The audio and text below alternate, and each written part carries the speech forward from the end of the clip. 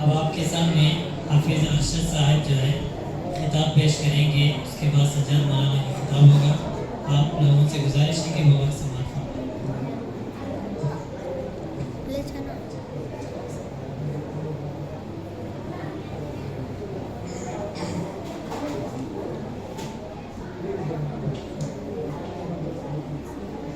السلام علیکم ورحمۃ اللہ وبرکاتہ۔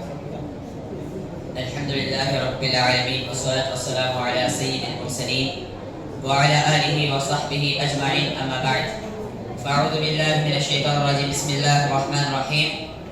قال اللہ تبارک وتعالی فی القرآن المجید والفرقان الحمید، وقضى ربك ألا تعبدوا إلا إياه وبالوالدين إحسانا إما يبلغن عندك الكبر أحدهما أو كلاهما فلا تقل لهما اف ولا تنهرهما وقل لهما قولا کریما۔ محترم حضرات اور خواتین اسلام، اختصار کے ساتھ والدین کا اسلام میں کیا مقام و مرتبہ ہے، اس موضوع پر چند باتیں میں آپ لوگوں کے سامنے بڑے اختصار کے ساتھ بیان کرنے کی کوشش کروں گا۔ دعا ہے اللہ تعالیٰ سے کہ اللہ تعالیٰ صحیح بات کہنے کی اور آپ تمام کو حق بات سننے کی توفیق عطا فرمائے، آمین۔ محترم حضرات، اسلام کے اندر والدین کا بہت بڑا مقام و مرتبہ ہے۔ اللہ اور اس کے رسول صلی اللہ علیہ وسلم کے بعد کسی کا مقام و مرتبہ آتا ہے تو والدین کا مرتبہ آتا ہے۔ اسی لیے قرآن کریم کے اندر اللہ رب العالمین نے جہاں جہاں پر بھی اللہ تعالی نے اپنی عبادت کا ذکر کیا ہے، وہیں پر اللہ رب العالمین نے والدین کے ساتھ حسن سلوک کی تاکید کیا ہے۔ جیسا کہ اللہ رب العالمین کہتا ہے وَاعْبُدُوا اللَّهَ وَلَا تُشْرِكُوا بِهِ شَيْئًا وَبِالْوَالِدَيْنِ إِحْسَانًا۔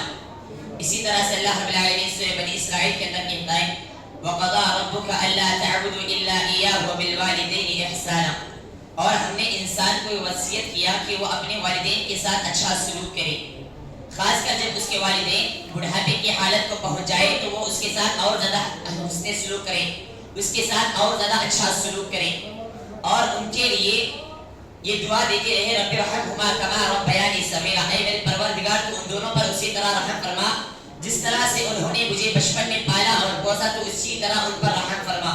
انسان کو یہ دعا کرتے رہنا چاہیے۔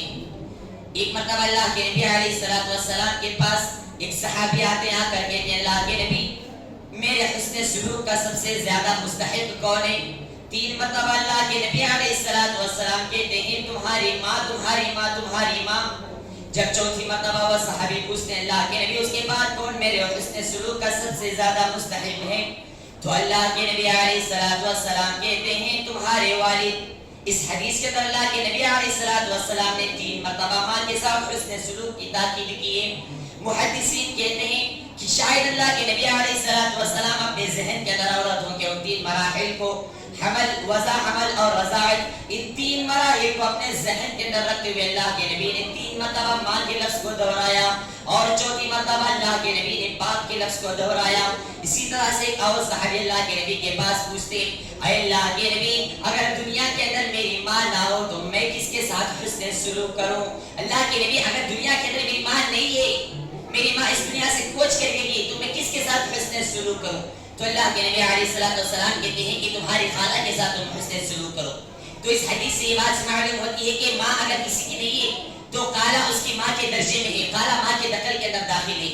اسی طرح سے ایک اور صحابی اللہ کے نبی علیہ السلام کے پاس آتے ہیں، حضرت جابر رضی اللہ تعالی عنہ اللہ کے نبی کے پاس آتے ہیں، آ کر جہاد میں جانے کی اجازت طلب کرتے ہیں۔ اللہ کے نبی آپ مجھے جہاد میں جانے کی اجازت دیجیے۔ اللہ کے نبی علیہ السلام کہتے ہیں کہ اے جہاں کیا تمہارے والدین زندہ ہیں؟ حضرت جابر رضی اللہ تعالیٰ عنہ کہنے لگتے ہیں اللہ کے نبی میری والدہ اس دنیا کے اندر زندہ ہے۔ اللہ کے نبی علیہ السلام کہتے ہیں کہ اے جہاں تم لوٹ جاؤ، تم جا کر اپنی ماں کے ساتھ حسن سلوک کرنا، اس لیے کہ اللہ تعالیٰ نے تمہاری ماں کے قدموں کے نیچے اللہ نے جنت کو رکھا ہے۔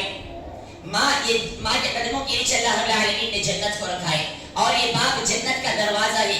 ماں اور باپ دونوں کی اطاعت اور فرما برداری ضروری ہے، کیونکہ جب انسان جنت کو پا لیتا ہے، جنت کو پانے کے بعد اس جنت کے اندر داخل ہونے کے لیے انسان کو چابی چاہیے ہوتا ہے، اور وہ چابی باپ ہے، کیونکہ حدیث کے اندر اللہ کے نبی علیہ السلام کہتے ہیں کہ تمہارا باپ کے ساتھ تم حسن زیادہ سلوک کرنا، اس لیے کہ تمہارا باپ جنت کے دروازوں میں سب سے بہترین دروازہ ہے۔ ماں کے قدموں کے نیچے جنت ہے اور باپ جنت کے اندر داخل ہونے کے لیے چابی ہے. کیونکہ جب انسان ایک بائک خریدتا ہے، بائک لینے کے بعد جب تک چابی نہیں ہوتی ہے، جب تک اس بائک کو آگے نہیں بڑھا سکتا ہے. ٹھیک اسی طرح سے انسان نے ماں کی خدمت کیا، جنت کو پا لیا، لیکن جنت کے اندر داخل ہونے کے لیے اب چابی کی ضرورت ہوتی ہے. چابی وہ اس کا باپ ہے. ماں اور باپ دونوں کی اطاعت اور فرما برداری کرتے رہنا چاہیے. اور اللہ کے نبی علیہ السلام نے صرف اپنی امت کے لوگوں کو یہ حکم نہیں دیا ہے، یہ آرڈر نہیں دیا کہ میری امت کے لوگوں تم اپنے ماں باپ کے ساتھ حسن سلوک کرنا. جب اللہ کے نبی علیہ السلام کی عمر 8 برس کی تھی تو ان کی ماں کا والدہ کا انتقال ہو جاتا ہے.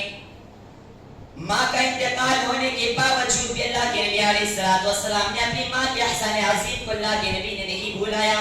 اللہ کے نبی علیہ السلام اپنی ماں کی قبر کے سامنے کھڑے ہوئے اور اللہ رب العالمین سے دعا کر رہے ہیں، اپنی ماں کی مغفرت کے لیے دعا کر رہے ہیں، اپنی ماں کی مغفرت کے لیے اجازت طلب کر رہے ہیں. اجازت نہ ملنے پر اللہ کے نبی صلی اللہ علیہ وسلم زار و قطار سے رونے لگتے ہیں. اور اللہ کے نبی کیا ارد گرد جتنے بھی صحابہ کرام اللہ کے نبی کے ارد گرد کھڑے ہوئے تھے، سارے کے سارے صحابہ کرام رونے لگے. تو اللہ کے نبی علیہ السلام نے اپنی امت کو صرف یہ نہیں کہا کہ میری امت کے لوگوں تم اپنے ماں باپ کے ساتھ حسن سلوک کرنا، بلکہ اللہ کے نبی صلی اللہ علیہ وسلم نے ایک آئیڈیل بنا کر اللہ کے نبی صلی اللہ علیہ وسلم نے ایک نمونے کی شکل میں اللہ کے نبی صلی اللہ علیہ وسلم نے اپنی امت کے لوگوں کو اللہ کے نبی نے ایک آئیڈیل بتلا دیا ہے.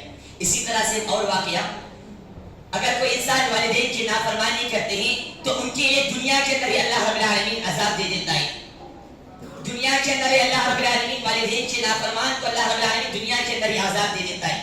سب سے بہت بڑے مفسر امام زمخشری رحمہ اللہ ایک مرتبہ وہ چڑیا کو لا کر کھیل رہے ہوتے، چڑیا کے ساتھ کھیل رہے ہوتے تو وہ چڑیا کا پیر توڑ دیتے. کھیلتے کھیلتے چھوٹے بچے تھے، ابھی معلوم نہیں کہ ایک چڑیا کا پیر کو توڑ دیتے. جب ان کی ماں دیکھتی ہے تو دیکھ کر کہتی ہے کہ تم نے جس طرح سے چڑیا کے پیر کو توڑا ہے اللہ تعالیٰ تمہارے پیر کو توڑ دے. اللہ تعالیٰ تمہیں آپائش بنا دے. ماں کی زبان سے نکلی بدوا تھی. وہ سب سے بڑے محدث وقت کے سب سے بڑے محدث امام زمخشری رحمہ اللہ ان کا جو ہے پیر ٹوٹ جاتا ہے.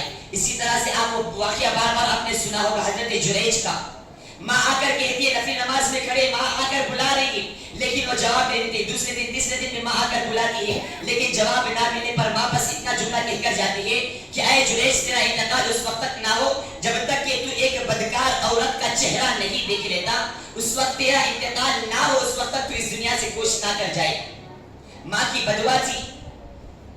حضرت جریج جس عبادت خانے کے اندر عبادت کیا کرتی تھی اسی کے پاس میں ایک بدکار عورت رہا کرتی تھی. وہ بدکار عورت ایک چرواہے کے پاس جاتی ہے، جا کر اپنی حاجت کو پورا کرنے کے بعد لوگوں کے پاس آتی ہے، آ کر کہتی ہے کہ دیکھو یہ جریج کا بچہ ہے، جریج نے میرے ساتھ بدکاری کیا ہے.